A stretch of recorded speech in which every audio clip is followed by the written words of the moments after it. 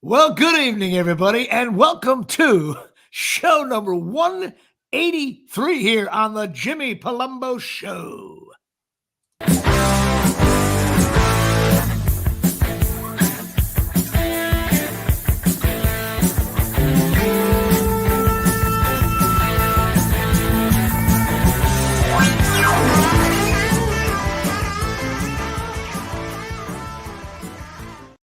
Well, all right. Jimmy Palumbo Show coming to you live from downtown Mawa. Of course, behind the glass, your friend and mine, Dave Sturcio, still wearing that cowboy hat, which I decided to wear my Outlaws shirt, and which is a band from the 70s and 80s, and my Leggeds hat, because I can't deal with sports right now. And we are coming to you live on show number 183, otherwise known as my high school graduating year back at 83. Palumbo for a quick three. We're tied at 81. And also show number one, Ernest Gray, a receiver on the Giants who was like shitty average. I did not say Tyson Hogan coming in here with D.V. Garcia. No, I wasn't going to go. Terrence Williams. Jesus Christ, Tyson. Oh, my God. But I was going to go just show you Awful how much better. receiver. To show you how much better I am than Tyson Hogan, I'll just say Flipper Anderson on the Rams. There you go. You shut down. And I'll throw in a Lewis Lips. And just for you Cowboys, actually, I do this for Dave because Dave's like, you're like 12 years old in my eyes in terms of the NFL. For Dave's dad, I'm going to go with Golden Richards. There you go. Now, you don't know who he is, but your dad does. He was a receiver for the Cowboys back in the day, and he had the name Golden Richards. I don't think he was even that good, but I think he had a couple of big catches. So that's it. That's it. It's show number 183 on a fine Tuesday. Again, technical difficulties once again, hovering over Jimmy Palumbo. And of course, what do? The baseball card. And I don't know if you're going to know who this guy is. You're definitely not. His name is your friend and mine, Mr. Todd Benzinger Day here. Oh, no. Yeah. Now, listen, Todd is not a buddy of mine. He played 8 years in the bigs. It's a 91 card there. He batted .257, 66 home runs, 376 RBIs. And, of course, he played with the Red Sox, Cincinnati, the Royals, Dodgers, Giants. He was signed in his last year with the Yankees to their minor league team, Columbus Clippers, and he got cut 10 days later. In 1989, with Cincinnati, he batted .245, 17 home runs, played first base. Won a World Series in 1990 with Cincinnati. He was 2 for 11 in that series with no RBI, so he did nothing there.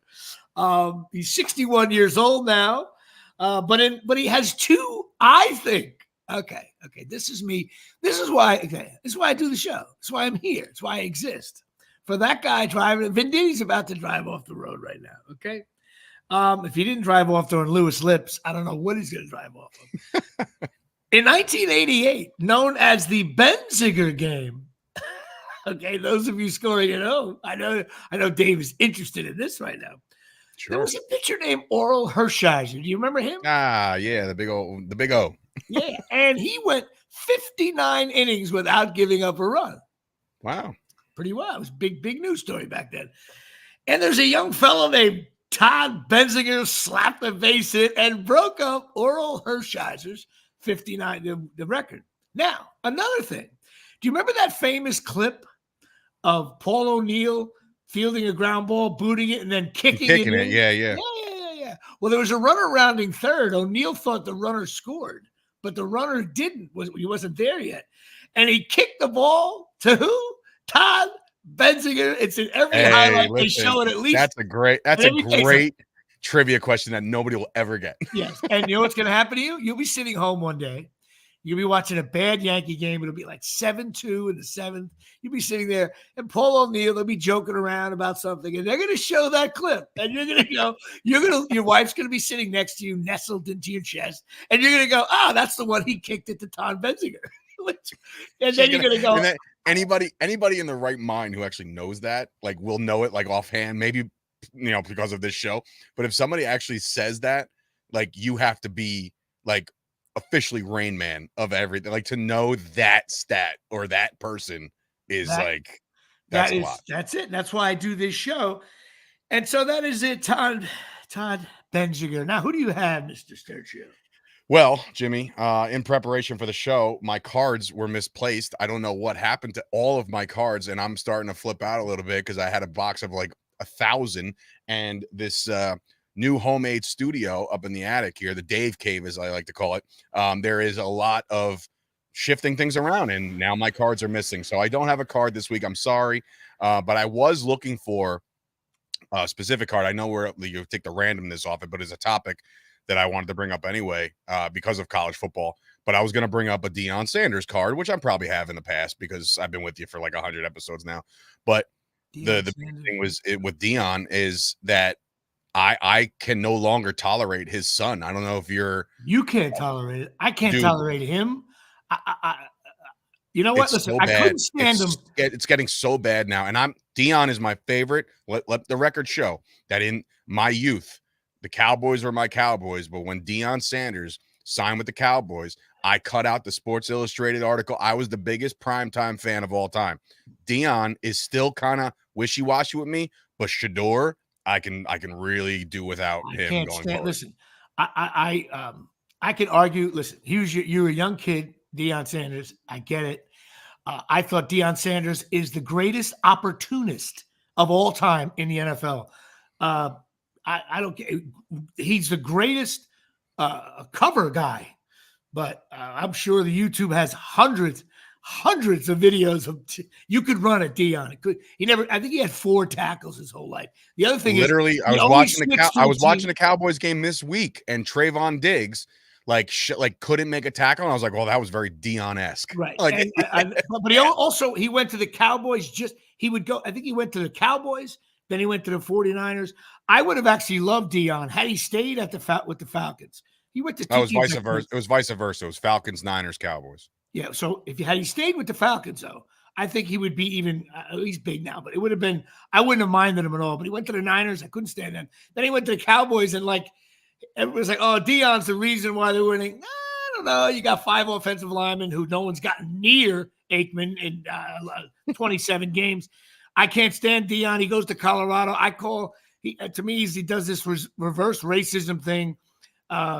He started a school that like one of those IMG schools, and he ripped people off there. And he's all about him. And he went to Colorado. Look, he turned Colorado around. But I'm telling you right now, as a Rutgers fan, I know how hard it is to turn around a program, and he's doing it very quickly. But he's doing it in a used car salesman way. And I'm telling you, once he's got a great quarterback in his son, and he's got a great guy named Travis Hunter. When those 2 guys are gone, you got to fill that cupboard in. It's not happening. Now he's in the Big 12, and did you see his schedule? That's the thing. I think your definition of turning a program around is different than mine because success, it's not there. You're talking about notoriety and media cover. Yes, yeah, they went 4-8. Yeah. By the way, Rutgers has not since Deion Sanders. Here you go. I love doing this stuff. Since Deion Sanders took over and is now the king of college football, Rutgers has always been ranked higher than them. End statement. That'll do it here. I would go, Your Honor, I got one statement. Rutgers is ranked higher than Colorado. Thank you. And the judge just hits the gavel and they all file out of the court. Yeah, I'm not a fan of Deion. And this whole talking and by the way, I got to watch what I say here because I'm going to sound like a jackass. You're Deion Sanders, right? You make millions and millions of dollars, and I don't know. You see the way his son doesn't sound educated. He doesn't sound. Last week in a loss, Shador walked off with a minute to go. Right, so he walked off the field, goes to the locker room before anybody else. Right, so that's strike 1 for me. Strike 2 is they played Colorado State, and while it is a rivalry and it is a big rivalry over there, there was some jibber jabber back and forth between the quarterback of Colorado State and Shador, right, with her on the media. And I think the kid, all the kid said was like, let's see how many likes or YouTube videos you'll get or views you'll get on this, like basically saying like it's a circus. And after the game, Shador, the kid went up to like basically squash the beef, and Shador told him to go fuck himself. And I Right. was like, interesting. Yeah. And then Wow. Like, if I'm the coach of the next team playing Shador Sanders, listen, I'm old school. I understand concussion protocols and all that other shit, but I am gunning for this kid. Like, he needs to be humbled and knocked on his ass a couple times in the next few games to get him ready for the NFL, because apparently he's going to be a top 5 pick. And it's like, come on now. And also, he did something worse at a press conference after the game they lost. He started talking about how the other quarterback had all day to throw. Are you kidding me? Could you imagine a quarterback? Imagine anybody saying, well, the other guy had all day to throw. Imagine if I had all day. You're trashing your offensive line. He also, the kid's a trash talker. And also Deion does something too, like talks about Travis Hunter. He's the best player in America. Best player in America, both sides. I'm like, who does that as a coach? There's a college team is 75 guys. And I bet the locker room in there is pissing. Supposedly they're making $5 million a piece, both his kids.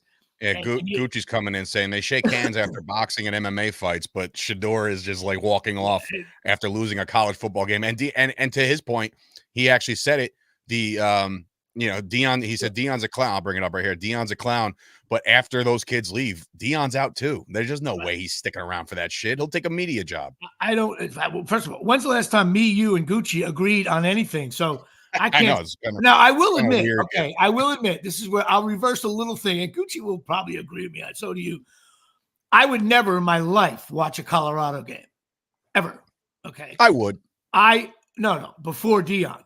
Oh yeah, no, I watch right after the Rutgers game. First, the game I go to right away was where's Colorado, and let's see, what are they? 15 games in, they are 5-9, and I've enjoyed every minute. And they got a tough schedule ahead of them. We'll see what happens, but I can't stand the whole thing. I'm not a Deion fan as an older guy now. I think he's got a weird cockiness I just don't like. Well, that's always been his thing. It's not like he's going to change his stripes. They throws the God stuff in. You know what? I have nothing nice to say about Deion Sanders nor his kid. But Hunter, I'm going to tell you right now, this Hunter kid playing both ways, that's also not going to fly in the NFL. It's just not going to happen. Yeah, just like Rutgers had the best punter ever, but he's Australian style. Doesn't work in the NFL, and now he's playing in the CFL. All right, which brings us to Patreon. We are now officially mired in a slump. I have 44 Patreon subscribers. We're still trailing Joe Rogan, but we're getting the spread. I'm getting 499,000, so we're close. It's a tight game. But there's some guys I got to mention here, Shay. I want to mention Tyson Hogan, who has a fiance. They met. I guess this is their anniversary. He's a chimer-inner on the comment section, and his fiance and him, they're celebrating a year anniversary. They're getting married next year. That is a wonderful thing. I wish you the best. Talking about a divorce guy here. I wish you the best, but hey, God, I'm not divorced, and I'm telling you not to do it. Tyson, hang in there. I'm sure she's a wonderful woman. But immediately, as soon as you get married, you're no longer favored in any game. You understand that, right? Oh, you are officially. You are now getting underdog. points for the rest of your life, and every game's on the road, and every game is sold out. So there you go. I'm only kidding. I wish you the best of luck. Also, Jeff Fulgione. Listen, Tyson, I said that in comment, and I hope everything goes well for you. I really do. Every once in a while, you find a happy marriage. But the Jeff Fulgione, she snuggled up right next to him watching the show. That's why he asked for the shout out. I guarantee it. And he's like, she's the best. I love her so much. This is great. It's going to be a great, successful marriage. I'm here to tell you, 50% divorce rate, dog. First of all, me and Dave are being total kidding around assholes right now, but that's the way we do this show. He's married, and I still respect the concept. Oh, Kyle coming in, Illinois, +10. He wants to give out a free bet. I love that. Love that. All right. Well, I got to give another shout out to Jeff Fulgione, who's his wife, Tracy. I'm just giving a shout out to Jeff's wife, Tracy. And the reason is this, okay? And Dave, this is something we've talked about before the telecast. Jeff is coming in. He's flying into the beer league premiere. Okay. But it's coming off a business trip, so his wife doesn't quite realize the the chain of events with airports. So That's great. he That told me is to give her great. a shout out because she's going to find out between now and October 11th. Kyle actually has the odds of you not attending just went skyrocketing. You are now giving 12 and a half. You probably will not show up at the beer league And game. Kyle, and by the way, Kyle, he's chiming in on a Saints Eagles game coming up this week. I cannot disagree with you more. I think the Saints throttle them. Just all right. Well, throwing that out there because I think the Eagles are a lost get team to my right now. stinks list. All right. And also a quick shout out to Joe Sinecor. Why? Because he's a great guy and he goes to my church and he comments a bunch of times. So I got to show him some love. Joe Sinecor by way of Ma Wa. All right. So that's it. Go to patreon.com. Oh, a quick shout out to Darryl Clark, too. He's a big Saints fan. LSU as well. So he's winning and losing there. I said that for Dave, but he was happy there. It could be a house of cards with the Saints, but I don't know. And so that'll do it here. No, for that, I'm all over the map today. I apologize. I'm having a crazy week. Chasing Miracles.com. Segway day here from the Omni. I haven't said the Omni in Atlanta in a while. Because I just haven't. Chasing Miracles. Go to chasingmiracles.com. Stem cell patches. Things work great. Matter of fact, I didn't wear them for a couple of days. Played some pickleball and I felt it. So these things are non-invasive. They give you energy, better sleep. And what happens, Dave, when you take these things? What test will you pass? Oh, the performance enhancing drug test. You can pee in a cup by using Chasing Miracles. You got to get pee in a cup shirts here, Shay. No great. needles, non-invasive. Go to the website, chat with Tommy and Donna. They're really cool. They're helping my mom out. Shout out to my mother. She's getting some dental work today that's critical, and she got a shot in her back yesterday. She's got a hip surgery coming up next month. My mother's a little bit banged up. She's not on the IR yet, but she's definitely on a day-to-day. Short-term IR. She'll be activated in a couple weeks. She'll be a little banged. With a hip surgery, she might be banged up for a little bit. And that's it. So go to chasingmiracles.com. Now, NFL, we always, again, NFL season, the Giant game, I have a different take on the Giant game than everybody else does because I watched it very uniquely. Here's how I watched the Giant game, okay? You ready for this? The first quarter. Drunk? No, sober as a judge. First quarter, I listened on the radio, and I don't care what anybody says.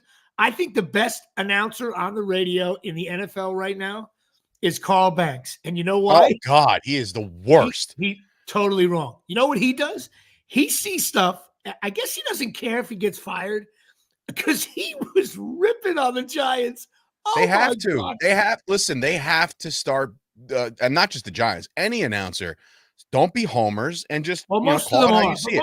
And I will give him the credit because listen, Carl Banks, good dude. I've worked with him and he's a great guy. I just think that I don't know. His commentary on the Giants. His commentary on the Giants is so dead on, and he even's almost like, oh, now I love him. And so I listened to the first quarter.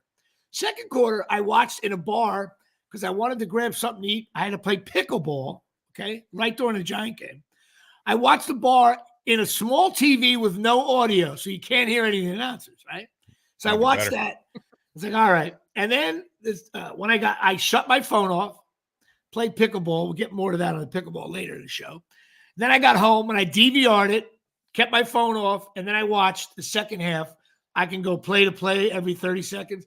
Man, when you watch a game with no announcers and you just watch play to play, it's wild because I thought, again, I love CeeDee Lamb, okay? What do I always say about CeeDee Lamb? Best receiver in the game. And he's open on every play.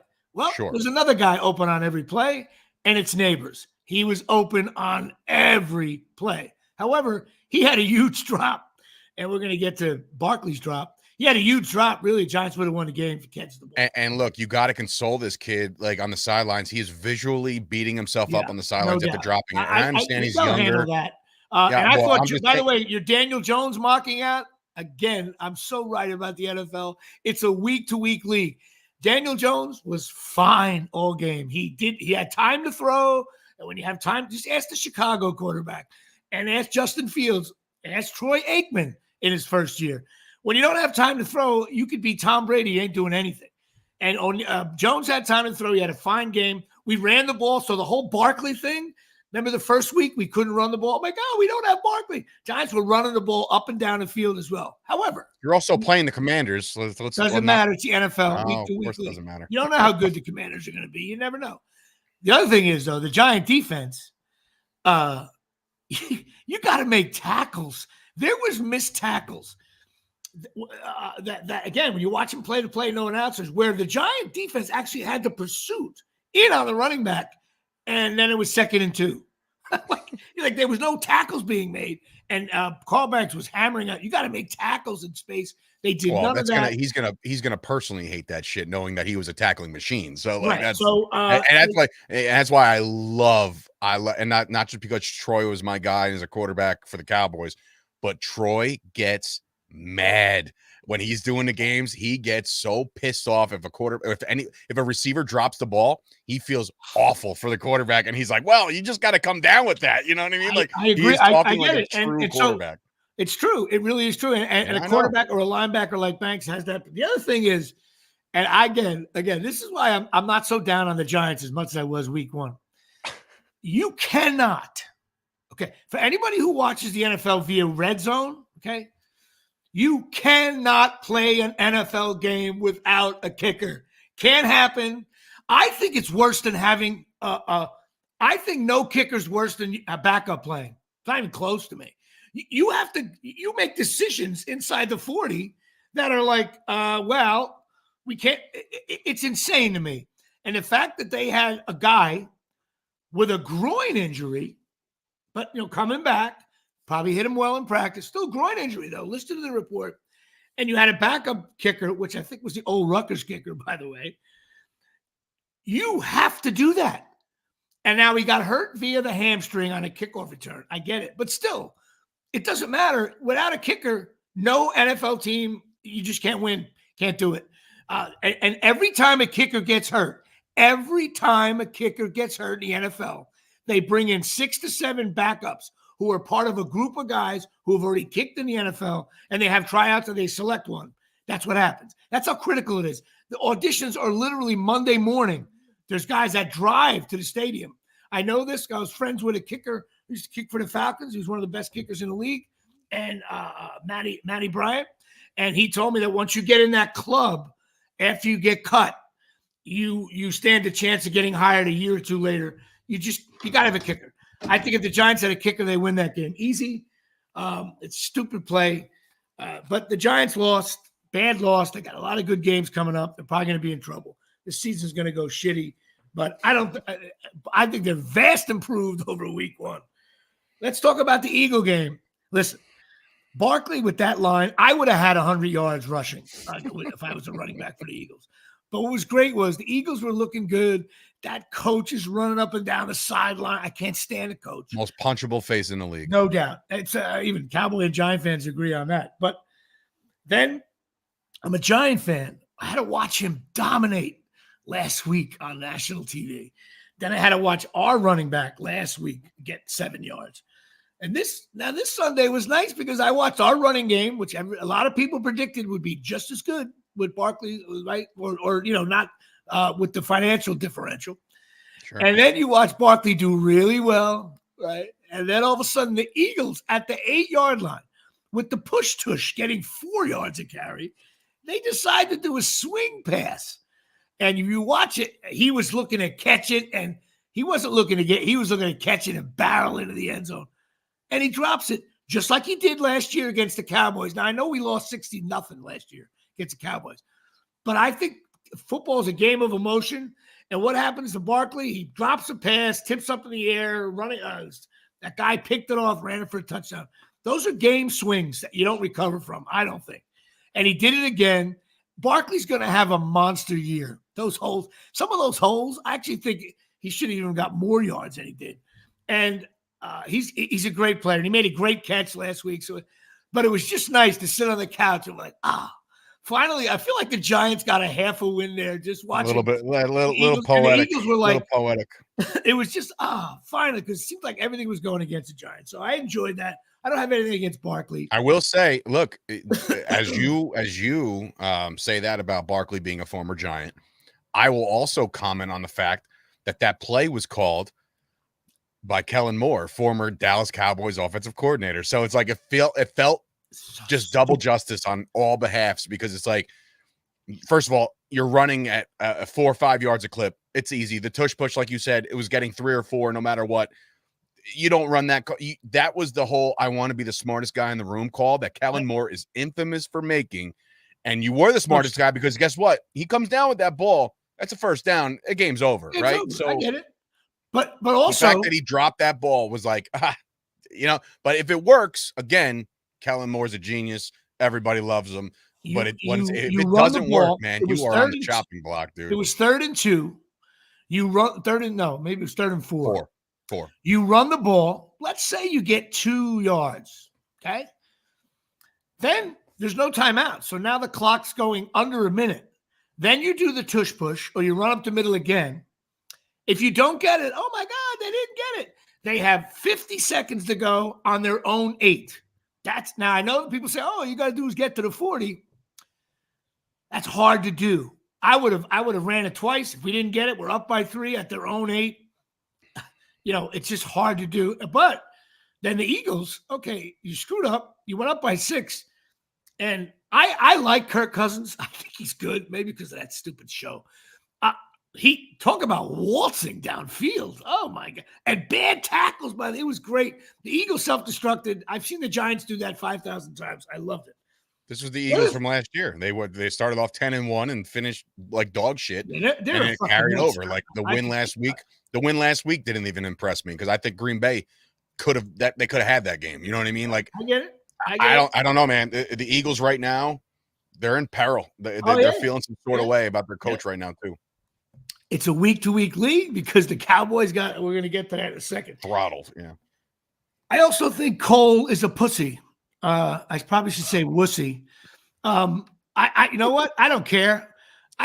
Garrett Cole? Yeah. I can't take him anymore, man. All right. Have you ever seen an intentional walk like that before in your life? No. I can't get over the whole So should you where's just the strategy here? I don't understand. I don't get you walk a guy. It was such, and then Cora, another punk manager, he admitted to throwing a judge. Like, what are you doing? That's an investigative thing. He's going to get in a lot of fucking trouble for that. He's going to get fined $300,000. The Red Sox will pay half. I'm more pissed off that Stanton still needs 2 more home runs to get my bet. It's getting bleak, bro. Kyle, can you help me? There's like 13 games left. I need 2 home runs out of Stanton. He doesn't play half the time. They sit him. I don't know why Stanton should not sit the rest of the way. What are we doing here?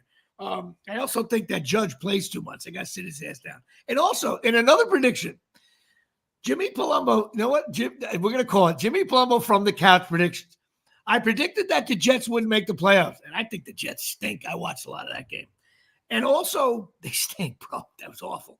I don't think Daniel Jones would have quarterbacked the Jets. They would have won that game the same amount. What was I going to say? Oh. Now you're comparing Daniel Jones to fucking I'm just telling you, I don't think Rodgers hasn't done a thing in 2 games. And everyone's like, he threw that one every quarterback throws a nice ball at once in a game. Please. He's old. He's slow. He's not that good. You watch. Going to self-destruct. The other thing is Soto. Remember Soto? He's batting 330. The way he takes strike, that he's batting like 320. Soto's batting like 310. Soto's batting 305, 300, 295, 290. Mr. Juan Soto, $700 million, can't play the outfield, and his batting average has dropped 35 points. No one's talking about it because he's Juan Soto and he does the dance. How about getting a few hits in some big spots? I know. Listen, he's a great player. But his batting average. All right. So gun to your head right now.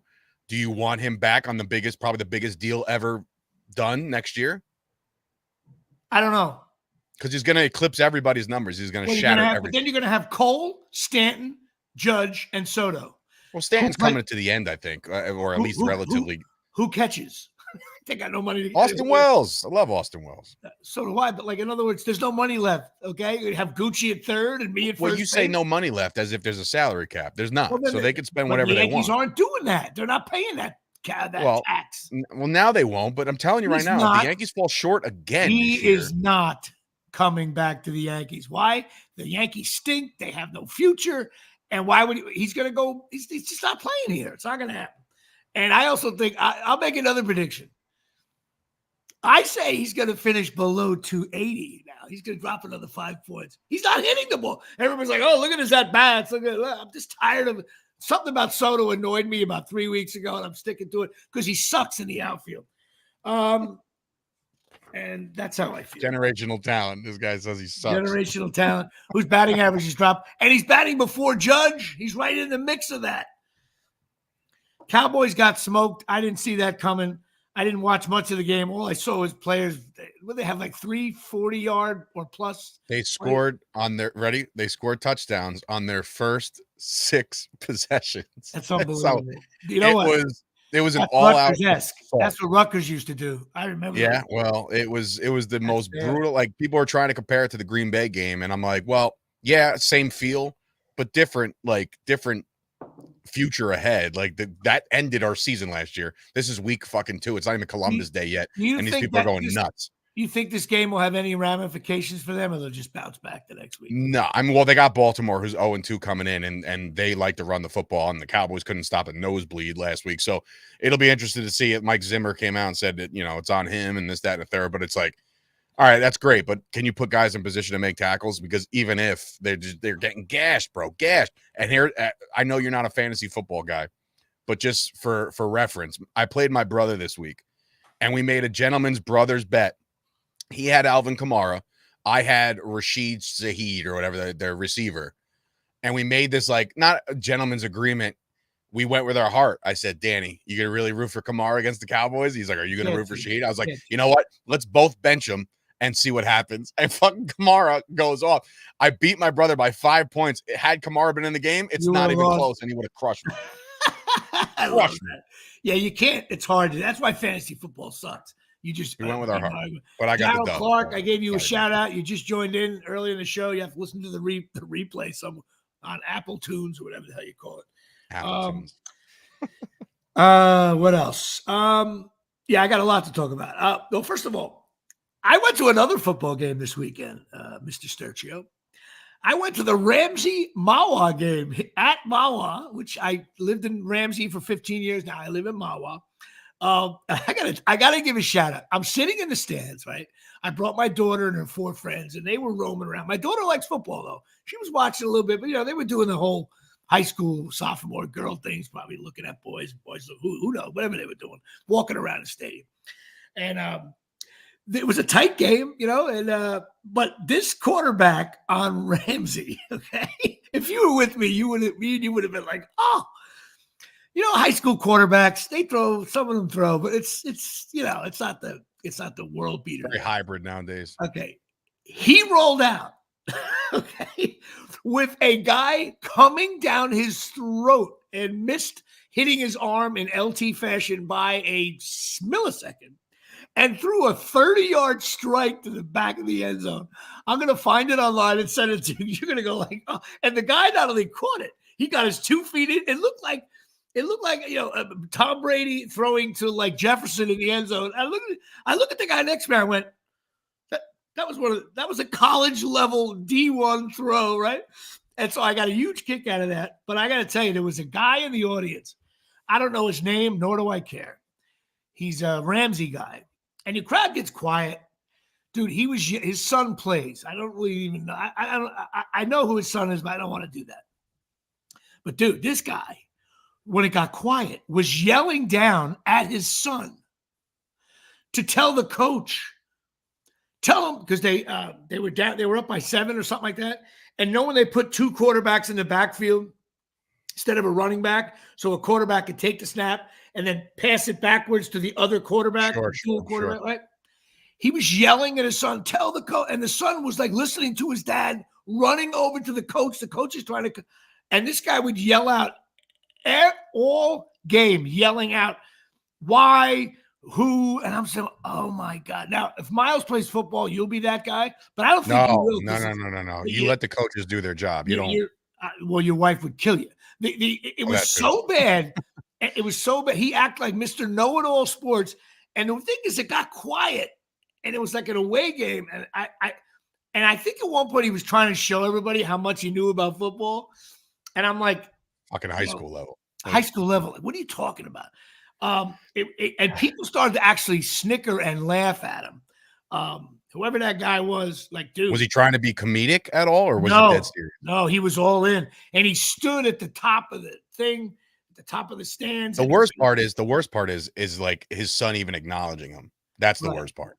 It's like, yeah, Dad, I'll tell him. Like, the fuck are we doing? I'm pretty sure in our high school with Coach Barbado, I didn't play football. I think there was a rule you weren't allowed to look back at the stands. It was something like that. Like if they caught you looking back, it was something like that. I forget. One of the coaches, you weren't allowed to look at the crowd or any of that stuff, or the cheerleaders or some kind of bullshit. Anyway, the quarterback's name was Justice Favada. I got to give a shout out. It's a great pass. Like when he's 35 years old, he'll have it on like a shitty DVD or a shitty like thumbnail drive.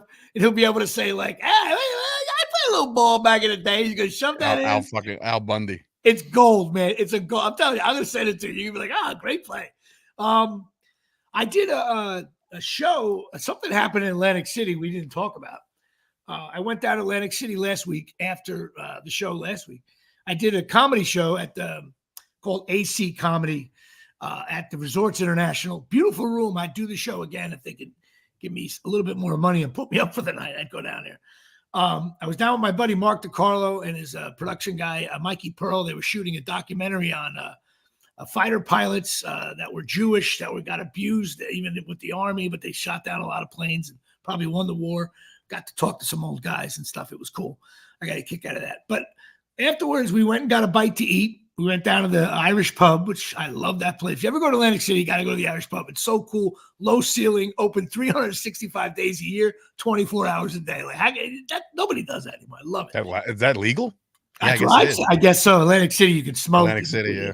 So, and it's only like 35 yards off the boardwalk. Like 55 yards, you die. But 35 yards, you may get shot at. But anyway, so a bunch of old Kappa Sigs used to go in. Anyway, so then we decide the Resorts International. Now, the most depressing place to be in America, I believe, is on a Tuesday night after midnight, okay? After Labor Day in Atlantic City. Dude, there was like 11 people in that whole town, okay?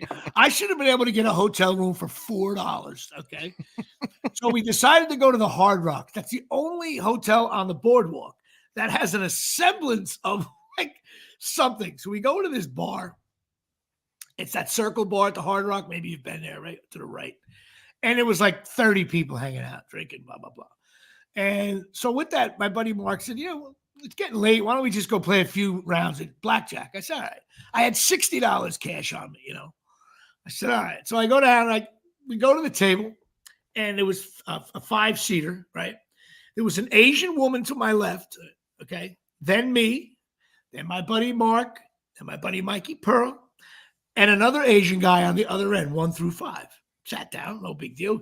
In between the shoe, it was, during the shoe. Throw down my $60, right? And how many dollar hands?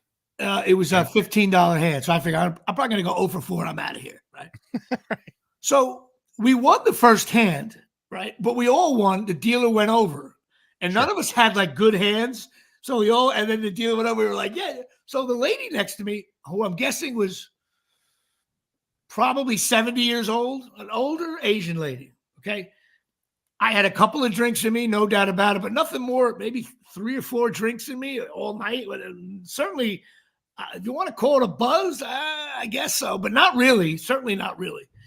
So when we won that hand, we high-fived her. You did that stupid, yeah, you go. And I did the Jeter thing with my fist to the lady next to me. I was like, there you go, And she did it but she didn't know how to do it. I was like, that's it, the fist bump. All right. I said, You're a lucky charm here, you know. So then we win like another hand, and all we were doing is like celebrating wins. And then we had a couple of bad losses when the dealer flips 11 cards and a 21, especially Sure. when the ace is in the middle of it. You can't count. All of a sudden, you become like a 4-year-old. Hey, 20? What? All of a sudden, what? You're like, wait a minute. Let me look at those cards, right? You know what I'm talking about. And so I was like, and I looked at them, I'm like, the luck ran out. Then we won a few more hands, right? So we were winning, but everybody was celebrating. She had a blank stare on her face the whole time. And my She's all buddy business. Mark got a kick out of how she wasn't reacting. She was doing the fist pump, but not like really reacting. So I made sure every time we won a hand, even when she won a hand, there you go. That was a major hit there. Very cool, blah, blah, blah. I held my hand up for a high five. She didn't give it to me. I was like, that's a big hand, you know. I said nothing inappropriate, nothing at all. So she did something where she didn't hit on something. I was like, ooh, that's a good one. What should I do here? No reaction. And my buddies were giggling that Jimmy's trying to talk to this lady about the cards, nothing else. I didn't say anything. Like, oh, you look nice. Nothing, no innuendo, zero. She was like a grandmother, for Christ's sake. So all of a sudden, the Asian guy, okay, who stone-faced the whole time, he wins something where they had to spin some wheel. If you put up, those stupid things they have at casinos now. Sure, a little extra, yeah. You spin the wheel. Now he's up for like $268,000. We're like, oh, wait a minute. But you have to get like eight. It's almost impossible, right? So I was like, wait a minute, how does this work? I was like, how does this work? I was all excited. It's like watching somebody maybe win, you know? He looks at me and goes, just look at the wheel. I was like, I am, but I don't know how it works, right? Still no animosity at all. Couple of hands later, we won a hand. The whole round, I stick my fist up like this, right? The Asian guy jumps up, screams. Okay? By the way, the dealer was loving us. We were tipping her. She was smiling. Only female dealers the whole time. Key element to this. This guy gets up and screams, leave her alone. Leave her alone. She just retained me as her lawyer. I didn't know who he was talking to. I look over like, well, me? She's like, this is sexual harassment. Well, I don't know what came over me. Maybe it was my fourth bullet on the rock. Oh, is this when you told me you almost got in a fight? Dude, I don't know what happened to me. I became, and I'm not a tough guy. I don't even get enraged that often. I became, because I believe, and I know you have to agree with me. I can call you a jerk off, a scumbag, a douchebag, right? That's all that's the Jersey talk. Sure. It could be affectionate. I could call people that, right? When you accuse someone of sexual harassment in a public vetting and public thing, sorry, man. That's a no-go zone for me. I was like, what are you talking? And then the dealer, I looked at the dealer first because I figured she was like the cop, right? Dealer. I went, what was that? And she went like, she gave me a look of, I don't know. So then Mark said, let's play this hand. But meanwhile, through all this, my buddy Mikey Pearl had 3 blackjacks in a row. You can't leave the table when you got 3 blackjacks in a row. I had respect for the game. We let him play. Now I'm like, I had steam coming. I never looked at her again. I didn't say I'm sorry because I was like, I'm not saying nothing to this fucking lady. So I just became so enraged, bro. We went to another table. I asked the pit boss. I come over and nobody was giving me. It was like nobody. They looked at me. Oh, what? I said, see that guy over there? He accused me of something didn't happen. I know you got video cameras. I'm like, I was enraged. He looked at me and goes, I didn't see it. Walked away. I was like, I got the next pit boss. I said, hey, going out now. My buddy Mark starts to realize I'm starting to get like so the current dealer was like, your name is Jimmy? Jimmy, settle down. Let's have a good time. I'm like, no, I'm having fun. But that guy over there, I didn't even say, I just said that guy over there. I didn't call him a scumbag, jerk off, fat fuck. I wanted to, but I didn't.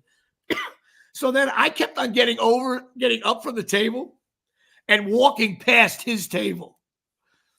And I was like staring at him, right? My buddy Mark pulls me over. And he goes, Jimmy, You're right. But you know how this is going to go. We've had a few drinks in us, and no one's listening to you.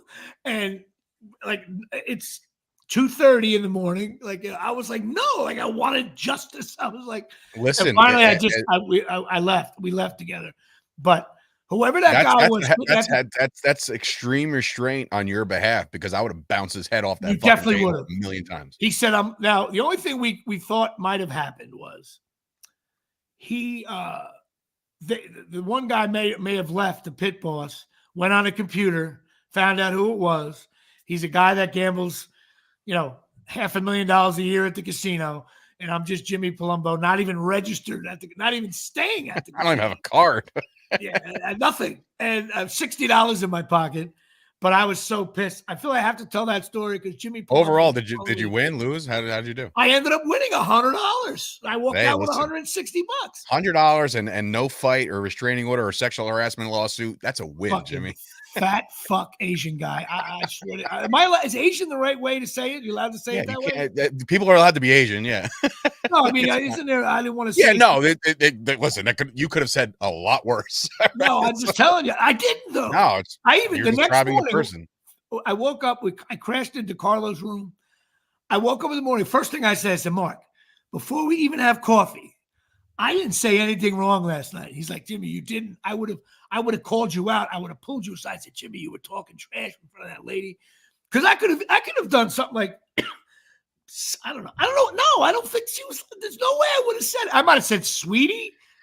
Hey, good hit there. I could listen, just because I know who you are and I know how you talk. I could see you slipping in a sweetie, but that's just your verbiage. It's not don't get me wrong, hey, sweetie. It's like yeah, all right, sweetie. That's just how you talk. That's how I call a lot of girls babe.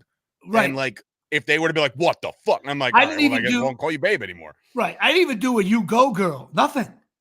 Now, the thing is, girl. If she had been 30, 35 or 40. That's another. And she was at LSU as a wideout, I might have had a different conversation with her. Would have been more flirtatious. But this was, after this, she's going to get her AARP card renewed. It's not a big deal. Yeah, she was an aging veteran. I could do so much material, but I will. But I'm still pissed. I'm talking about it. I'm pissed. I got to let it go. I won't talk about it again. More importantly, after during the Giant game, I played in a pickleball tournament. Just so everybody know, my record in league play is 2-7. I stink. We lost to two. Wait a minute, though. We lost to two Asian players. So I am blaming karma. Guy in Atlantic City. He just screwed up my mojo. We were down 8-1 in the first match, and we lost 11-8. So we made a comeback. I played with my partner Bennett. I didn't play that bad. They were on. They hit every shot. And we lost 11-6, but we won the match as a team, so I'll take that. But I was saying to myself, so I got so aggravated. So I use a different grip. I'm going to talk about pickleball because no one cares. It makes it better. I use a ping pong grip with your finger on the back of the paddle. Sure. In pickleball. Not a lot of people do, but it helped me. One guy showed me. I was like, oh, I like this because I played a lot of ping pong back in the day. And all of a sudden I realized I'm hitting the ball like a Girl Scout here. There you go. That's unfair language. I actually switched my grip back to the old tennis grip, and I played yesterday. The first two games, I was horrible because I was like, oh, I got to get used to it. And then the Knicks, what I'm talking of, I got the old Jimmy mojo back. I was like, I'm back. The problem is I'm terribly overweight. And I thought someone was going to throw water on me and try to roll me into the pond with a 1-800 number saying save the whales. I was huffing and puffing, but I was playing tremendous. So I'm back pickleball. I feel good about my new grip. Just so you're aware, every time you talk about playing pickleball, it makes me feel like I'm not doing anything fun with my life. Because it's like you at your age, no offense, at your age, playing pickleball. And the most physical activity that I do nowadays is go lift at the gym. But that's not fun. That's it's angry. You're in shape, even though you don't eat meat. You're in shape. Yeah. I look like I look like Mickey Lolich in his last year. Venditti just drove off the road. If anybody gets that reference, I don't even know who that is, but I could just feel like it's a good one. He's a big fat right hander. Fernando Valenzuela. You could have said that. Yes. Fernando, exactly what I look like. Anyway, Cecil Fielder. Well, we talked a lot about the NFL, but it's time for week 2, and you're gonna hate this segment because it's cornholelevel.com, and they make these wonderful little things. Dave, your cornhole. I almost called you. I didn't call you. I did. I waited. I texted you later on just to tell you Rutgers is 2-0, knowing you were. Listen, I know how you are. That was a nice breath of fresh air. You are fair about if the Cowboys get blown out, you're better than if they lose 27. I'm way better with a blowout loss than I am with a nail-biting field goal. Some people are not, but these cornhole levels, you hook it onto your cornhole, and maybe it'll make the Cowboys stop Kamara, but it also levels out this cornhole thing. I'm just getting word, actually. Kamara just scored again. He scored again. Don't you hate that? Oh, listen, we lost to West Virginia. I think it was 80-7. And I like for 3 days, I called my brother up and said, Frank, it's 87-7 now. Anyway, so cornholelevel.com, enter JP Show, get 20% off. Check, and my boy Mike Caprio is promoting the Beer League thing on the website, so check that out as well. We're going to get to that in a second. But they sponsor one of the most critical pieces of sports information, much better than the top 10 on Letterman, much better than any of that ESPN show. This is the Jimmy Palumbo Show Stinks List, and we are loaded with stinks. Week 2, there's a lot of movement in the stinks list. Here we go. The AFC East, we always start with. The Buffalo Bills, very good. The Patriots, average. The New York Jets, stink. The Miami Dolphins, stink. The Pittsburgh Steelers, stink. That team 2-0. stinks. I don't care. It's not about the record. It's I watched about 5 minutes of the game. The team stinks. Cleveland Browns, average. Baltimore Ravens. Everybody's like, whoa, Baltimore. You stink, Ravens. And Cincinnati Bengals stink. And they shouldn't. And those two teams shouldn't stink, but they do. They may move up. That's how it works. Houston Texans are average. Indianapolis Colts, Jacksonville Jaguars, and the Tennessee Titans. I'm sorry, you stink.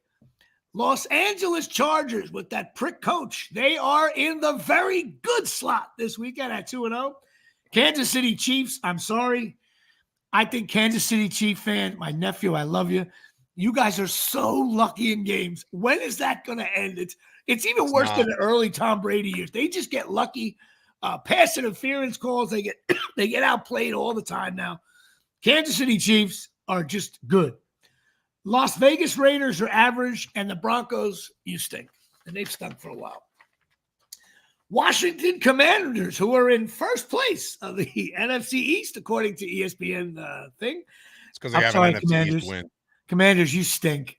The Giants should. So then the whole division stinks then. I have Philadelphia Eagles reduced to good. And I would have had the Cowboys as good, but I had to put them at average because they got blown out. But that'll probably move up. It's fair. And the Giants, I'm sorry, you still stink. Minnesota Vikings is good. Something about that team. I don't know. Sam Darnold revenge tour this year. There you go.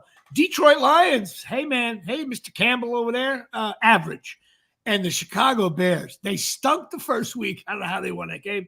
And they have no line. They stink. And the Packers, sorry, I have the Packers stink too. So, especially without their quarterback. New Orleans Saints. I had to give. You do realize they won, right?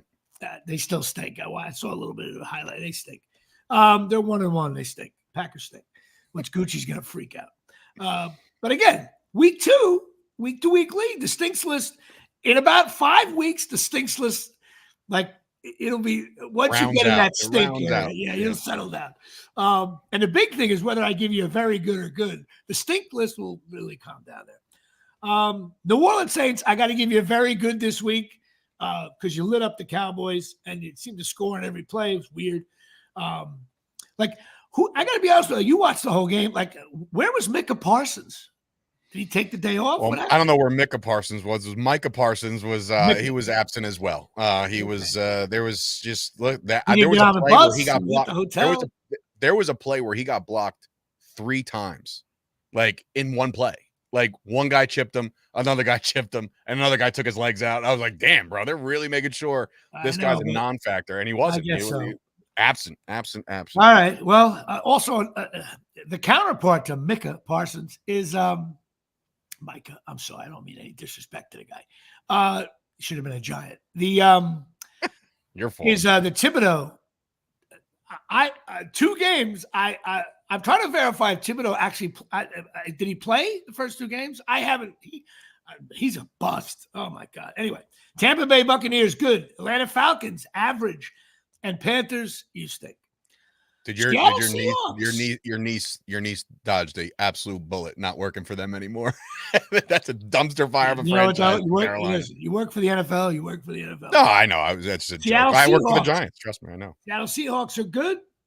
Arizona Cardinals are good. San Francisco 49ers, you're only good. And the Los Angeles Rams stink. So that's it. Jimmy Palumbo stinks list. I have 15 stinks. That might be an all-time high. It's almost half the league. 7. Well, I've always said that half the teams stink. That's what it's based on. 7 teams are average. 7 goods. That also is a record. And only 3 very goods. I think the lowest I had very goods last year was 1. So we're still there. So that's it. The stinks list. I take a lot of time looking at the scores. I look at highlights. I also look at who plays, who stinks. And that's how it is. When I think your team stinks, they usually do. What the hell am I doing? I got papers all over the place. I act like I'm a real show here. And of course, brought to you by Absolute Eyewear. Get involved. 42 Main Street, Woodbridge, New Jersey, 732-326-3937. Again, 732-326-3937. Janine and Craig Michaud, they're opticians. You got to go in there and check them out. When you leave there, you do not feel like a jerk off. They got everything. Charles Oakley hangs out there, drinks. It's really cool. Charles Oakley just takes a beating on me. He drinks at Absolute Eyewear while he goes to Woodbridge Brewery. Now we really might a couple of things here. I'm getting late in the show here. Not that late though. Yeah, and somebody has a daughter to pick up soon. So yeah. Yeah. Yes. Beer League, October 11th, Smod Castle Theater, Atlantic Highlands. It's going to be awesome. It's going to have, we're going to do Game Day, the short that led to the feature film. And of course, the brand new pilot starring Michael DiGiacchino, Jimmy Palumbo, and Dave Destruction, a rare Cowboy fan, into the mix. It's going to be a lot of fun. Where I play. It's going to be a fun night. Please come down. Tickets are selling briskly. But we definitely need more because I'll listen. I'll fill everybody in. They have like 5 different theaters there. Okay. One theater holds like 6 people. Another theater holds like 30. Another one's 50. And they have one, the big one. I think it holds about 190 or something like that. I really want to show it in the big theater, but we have to sell tickets. Yeah, otherwise we're going to do in a crammed, smaller theater, which might be fun too. I think we could sell this thing out. It's still a month away or 3 weeks away. But we're going to be doing a big push. I shot some videos last night, which were fun to do. I sent them to Dave. By the way, I just sent you all of them. All of the. I already posted one that I actually laughed the hardest at, and it's already on your which one did on you your like? TikTok and Instagram and Facebook. But it's the one where he's like, "Oh, hey, John, it's Johnny Trina. What are you doing?" You're like, "Yeah, I'm playing. I'm back, baby. Yeah, you fat fuck." I don't know why. That was the funniest one to me. I was like, wow, that was really good. I laughed at that because a buddy of mine watched I gave him a sneak preview of the pilot. He's like, and he is a fat fuck. And he says, I think you used the word fat fuck too much. I'm like, well, look at me and you. We're 2 fat fucks. What are you talking about? But I love you anyway. My favorite, since you did send me like the raw stuff for me to edit, just peeling back the curtain for 1 second is like, you're sitting there in the cage. You're like, tell me when I'm ready. Tell me when I'm ready. I know. I was going to edit it, but I figured you know why? I had my buddy Kevin Marzola, who listens to the show, and I'm like, I couldn't have explained it any simpler.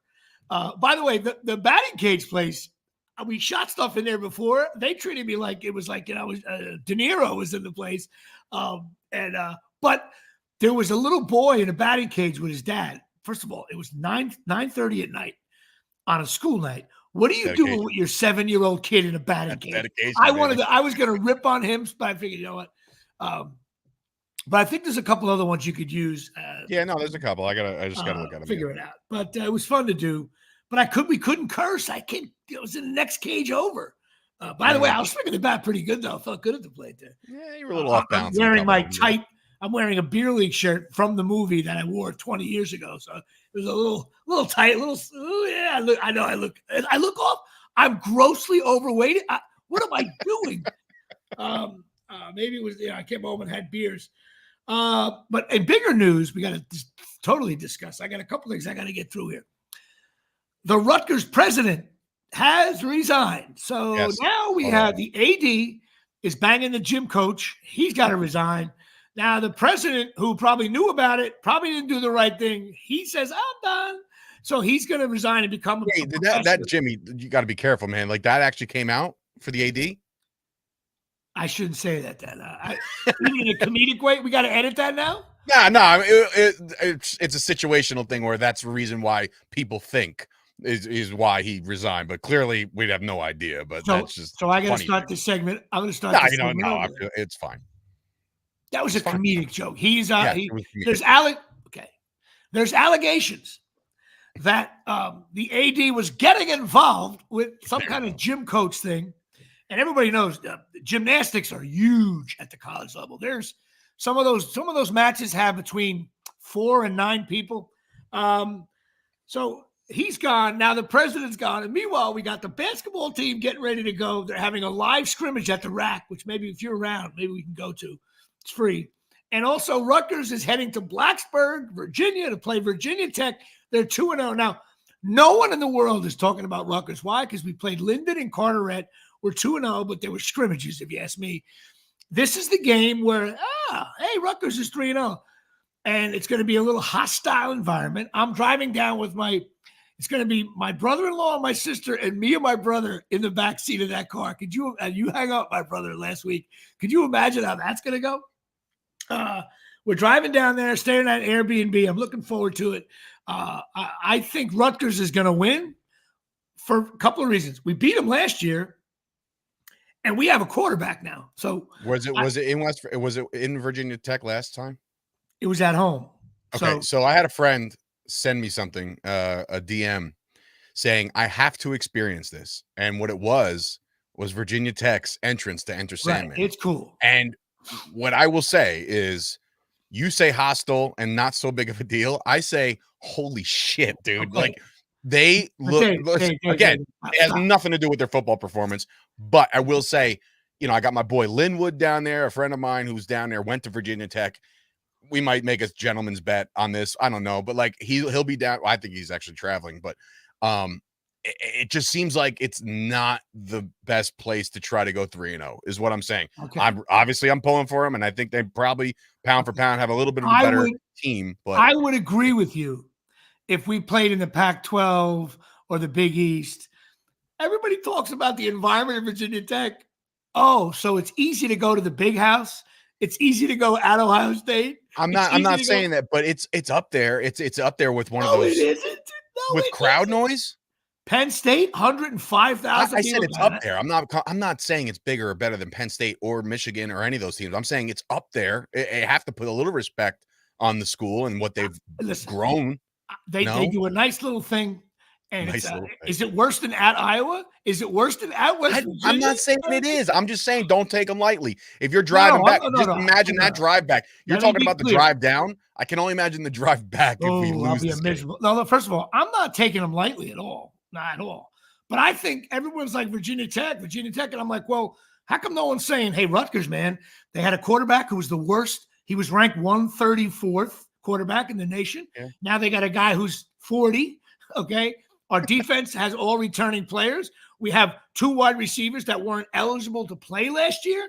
We have arguably the best running back in the Big Ten. So like, where's the Virginia Tech going? Fuck, Rutgers is coming to town. And they might be looking at this like, okay, we have to nut up for this one. And I think it's going to be a dogfight, and I am going to be tuning in while I'm doing my preparations for my own show in Staten Island, but I will be locked into the Big Ten Network to watch that game. I think, listen, it's going to be a good game. I think Rutgers is going to win. I do.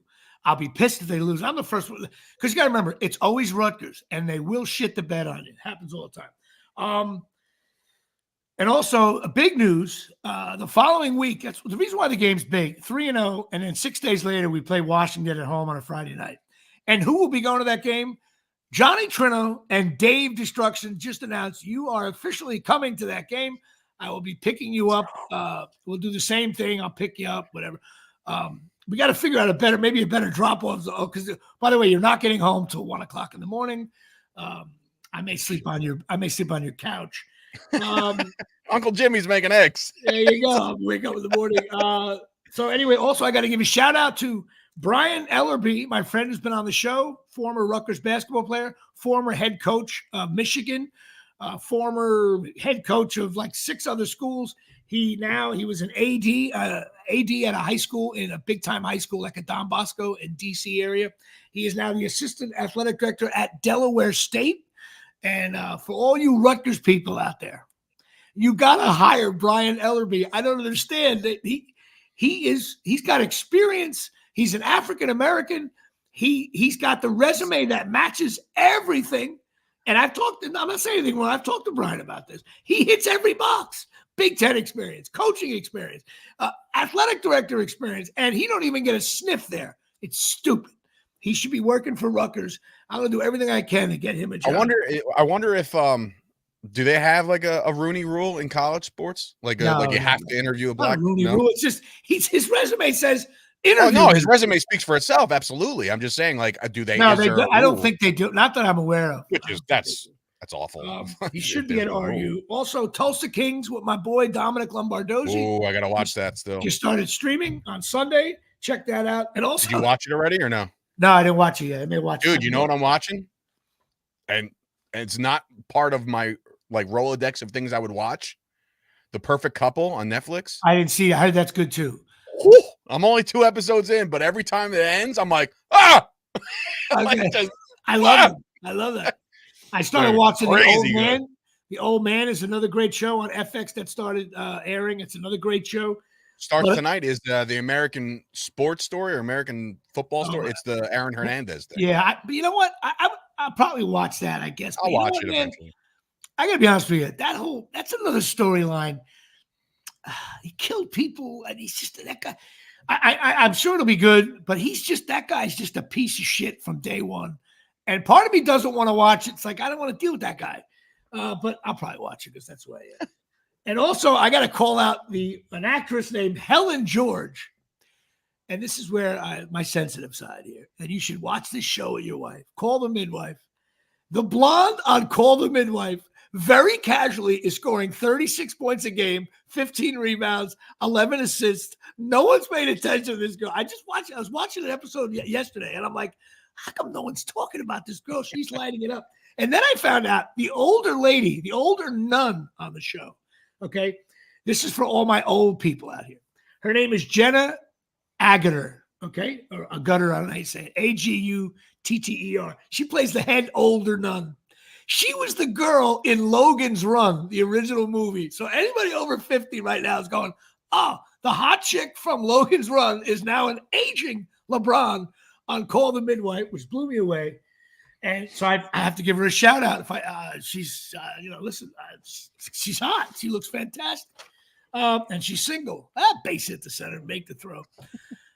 Pine Tar Bar and Grill, 121 South Main Street. The Steelers are winning. My buddy's excited. Fork and River, New Jersey, 609-489-4286. They got all the games. Go check it out. My buddy Tommy Plinio is all excited. He knows the Steelers stink, though. And he's one of those guys that hates the coach because the Steelers lately, they never suck, but they're never that great either. Like they're in that like 8-8 zone. But I would take that. I would take him as a Giant coach any day of the week. I love Tommy. Yeah, he's been there. What? They've only had 3 coaches, right? Before. I mean, it was Cower, it was Tomlin, it was the guy before that, like the originator, the OG. I forget his name. Okay, I think you know what I'm talking about. I feel like an asshole for not knowing his name. I think they came into the league the same year as the Cowboys, 1960, if I'm not mistaken. Not sure. They've had 3 coaches. Somebody in the comments, please help me out. Giants have had 3 coaches since I started my podcast. I don't understand that, and they all stink. Chuck Noll, Coward. I just came out of that was in the brain. It just came out. Boom. I knew who. I'm sorry. But why is that? That should be a 30-on-30. Pittsburgh Steelers. We've only had 3 coaches. I don't understand, and none of them suck. It's unbelievable. There's always that one guy, like a Texas A&M assistant coach who played 2 years. He sucked. Anyway, also Lisa Ruane, 201-725-1251. She's a therapist. Give her a call. If you're feeling down and out, need some help, please go get help. I'm so tired of reading about kids, teenagers, and young adults and adults going through a tough time. You gotta try something, even if you don't think it works. It's a Hail Mary pass. Hey, I'll try talking to somebody. You got to give that a shot. I know Dave and I are sensitive to all of that, and especially with your kid. Whatever you got to do, just give her a call. She's good people. And that's it. So I am going to Blacksburg. I will try to take some video. I'll take some video during call Enter Sandman. By the way, if I call you, I know you're busy. Oh, by the way, wait. Saturday's event. You should. It's a Saturday night. If you're in Staten Island in New Jersey or wherever, we're having Knuckle Brawl. It's our second show for Fight Factory Wrestling. Very excited. We're at the Ferry Hawk Stadium. It's Staten Island University Community Ballpark. It's a minor league baseball stadium. Great stadium.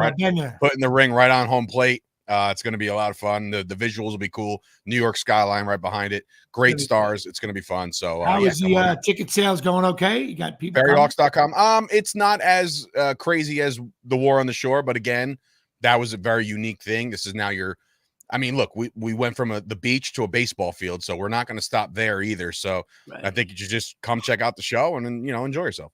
And is there a website? Ferryhawks.com is where the tickets are.